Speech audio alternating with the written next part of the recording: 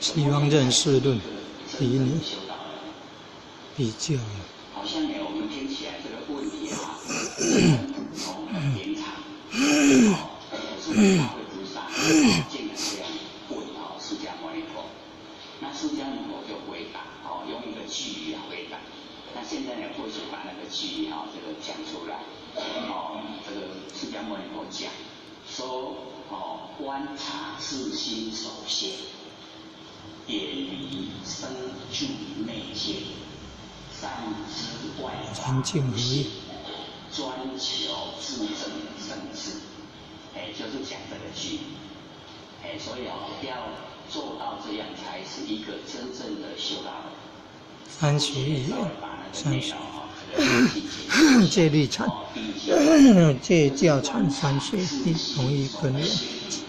认为净土就是同一个根源，净土是根源。这个三有大地，万象万事，全部呢都是我们真心的。